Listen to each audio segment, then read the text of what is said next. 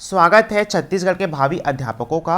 आज से आपकी बाल विकास की क्लास स्टार्ट हो गई है, जो आपके छत्तीसगढ़ शिक्षक पात्रता और शिक्षक भर्ती के लिए मोस्ट इंपॉर्टेंट है, क्योंकि बाल विकास से आपके एग्जाम में 30 नंबर के क्वेश्चन पूछे जाते हैं। आज का जो हमारा क्लास रहेगा वो इंट्रोडक्शन ऑफ साइकोलॉजी के ऊपर बेस रहेगा। बाल विकास कहाँ से आया है, इसका कॉन्सेप्ट कहाँ से निकल कर आया है।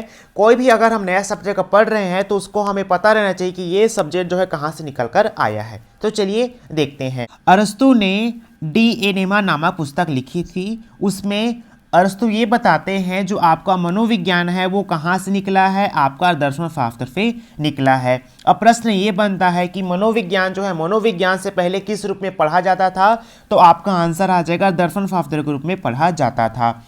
मनोविज्ञान अलग विषय बनाने का श्रेय किनको जाता है, आपको रूसो को जाता है। आप इस चीज को याद रखेंगे, जो मनोविज्ञान है उनको अलग विषय के रूप में बनाए जाने का श्रेय किनको जाता है, रूसो को जाता है। क्योंकि मनोविज्ञान जो है, मनोविज्ञान से पहले किसके रूप में जाना जाता था, आपका दर्शनशास्त्र के रूप में जाना जाता था। मनोविज्ञान शिक्षा का भाग होना चाहिए, बात किसने कही थी, तो आपका आंसर आएगा रूसो ने कही थी। मनोविज्ञान शब्द की उत्पत्ति कब होती है, आपका 16वीं शताब्दी में होती है। रुडोल्फ गोइकाइल ने 1590 में साइकोलॉजिया नामक एक पुस्तक लिखी। इसी पुस्तक में उन्होंने मनोविज्ञान शब्द को सबसे पहले बार प्रयोग किया था। अगर आपसे सामने क्वेश्चन आए कि मनोविज्ञान शब्द का प्रयोग सबसे पहले किसने किया था, तो आपका आंसर आएगा किसने किया था, रुडोल्फ गोइकाइल ने किया था। एबिंगहॉस जो कहते हैं मनोविज्ञान का जो इतिहास वो बहुत ही छोटा है। कैसे है, क्योंकि मनोविज्ञान का जो अतीत है वो क्या था, आपका दर्शनशास्त्र था। लेकिन जो मनोविज्ञान का जो आपका इतिहास रहने वाला है वो थोड़ा सा लंबा होने वाला है। तो चलिए अब हम आगे बढ़ते हैं। मनोविज्ञान के इतिहास को हम 4 भाग में बांटते हैं। पहला है आपका आत्मा का विज्ञान, फिर आपका मन का विज्ञान, फिर आपका चेतना का विज्ञान, फिर आपका व्यवहार का विज्ञान। सबसे पहले हमारे दिमाग में ये क्वेश्चन आता है कि मनोविज्ञान क्या चीज है। मनोविज्ञान न तो आपका आत्मा विज्ञान है, न ही आपका मन का विज्ञान, न ही आपका चेतना का विज्ञान है। तो मनोविज्ञान जो है किस प्रकार से व्यवहार का विज्ञान बना, यानी कि स्टडी ऑफ बिहेवियर बना। तो चलिए इनके ऊपर एक एक करके हम बात करेंगे। ये एक चार्ट है, इसके द्वारा आप अच्छे से समझिएगा। सबसे पहले आता है आपका आत्मा का विज्ञान। जब साइकोलॉजी इंट्रोड्यूस हुई तो स्टार्टिंग में इसे आत्मा का विज्ञान कहा गया था। इसके समर्थक कौन कौन थे, आपके अरस्तु थे, डेकार्टेस थे, आपको प्लूटो थे। आत्मा का विज्ञान कॉन्सेप्ट लाने वाले कौन थे, तो आपका आंसर आ जाएगा अरस्तु। इन सभी के द्वारा मनोविज्ञान को आत्मा का विज्ञान कहा जाने लगा। लेकिन लोगों ने कहा हम क्यों माने कि आपका जो मनोविज्ञान है वो आत्मा का विज्ञान है, आत्मा को किसी ने नहीं देखा है, आत्मा जो अजर और अमर है। तो इस प्रकार से लोगों ने मनोविज्ञान को आत्मा का विज्ञान कहने से इनकार कर दिया और आपका आत्मा का विज्ञान का कॉन्सेप्ट जो है यहाँ पर फेल हो जाता है। फिर उसके बाद आपका मन का विज्ञान आता है। तो कुछ साइकोलॉजिस्ट आते हैं, वे मनोविज्ञान को मन का विज्ञान कहते हैं। मन का विज्ञान इटली के पंपोलॉजी के द्वारा कहा गया था।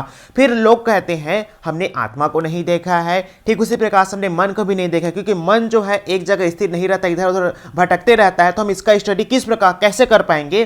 तो इस प्रकार से लोगों ने मनोविज्ञान को आपका मन का विज्ञान नहीं कहा गया। तो इस प्रकार ये भी कॉन्सेप्ट आपका फेल हो जाता है। फिर आता है आपका चेतना का विज्ञान।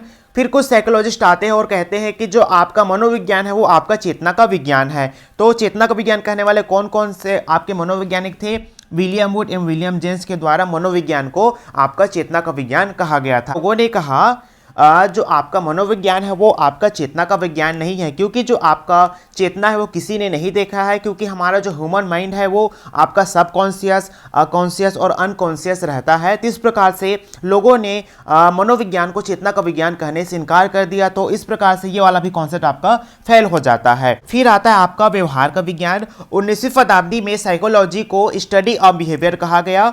वाटसन, थॉर्नडाइक और स्किनर एवं वुडवर्थ के द्वारा मनोविज्ञान को स्टडी ऑफ बिहेवियर कहा गया था। इनका कहना था कि जो मनोविज्ञान है वो आपका स्टडी ऑफ बिहेवियर है। एग्जाम्पल से इसको समझते हैं। जैसे कि 4 बच्चे हैं, उनमें से 3 बच्चे का जो राय है वो अलग अलग है, लेकिन चौथा जो बच्चा है वो ऐसा बात बोलता है जिनमें तीनों की राय जो है वहाँ पर शामिल हो जाती है।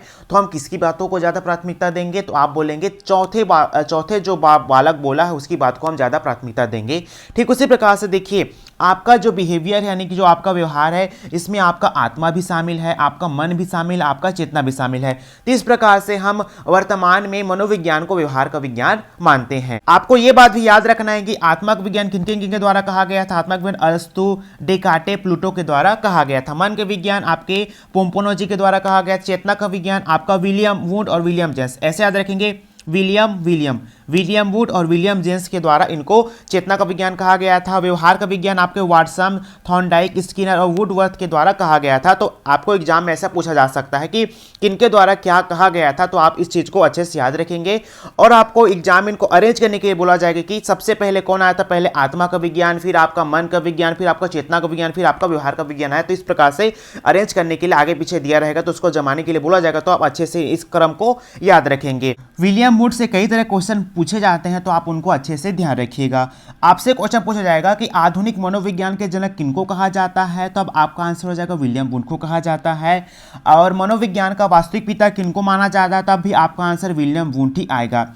विलियम वुड को प्रयोगात्मक विधि का भी जनक माना जाता है, क्योंकि 19वीं शताब्दी में जर्मनी के लिप्सिक शहर में विलियम वुड के द्वारा मनोविज्ञान की प्रथम प्रयोगशाला 1879 में स्थापित किया गया था, जिस वजह से विलियम वुड को प्रयोगात्मक विधि का जनक भी कहा जाता है। वाटसन को प्रथम व्यवहारवादी कहा जाता है। जो आपके थॉर्नडाइक है उनको शिक्षा मनोविज्ञान का पिता कहा जाता है। तो आप इन चीजों को अच्छे से याद रखिएगा। हमारे सामने प्रश्न आता है कि व्यवहार शब्द किनके द्वारा सबसे पहले प्रयोग किया गया था, तो आपका आंसर आएगा विलियम मैकडूगल के द्वारा व्यवहार शब्द का सबसे पहली बार प्रयोग किया गया था। विलियम मैकडूगल की बुक 1908 में आती, जिसका नाम था आउटलाइन ऑफ साइकोलॉजी, जिनमें इन्होंने सबसे पहली बार व्यवहार शब्द का प्रयोग किया था। तो ये सब आपके मनोविज्ञान का इंट्रोडक्शन था। चलिए अब समझते हैं कि शिक्षा मनोविज्ञान क्या है। हमने भी देखा कि मनोविज्ञान क्या होता है, आपका व्यवहार का विज्ञान होता है। अब समझते हैं कि शिक्षा क्या होता है। जो हमारे व्यवहार के अंदर कुछ भी आपके परिवर्तन लाते हैं, चेंजेस लाते हैं, वो आपका शिक्षा कहलाता है।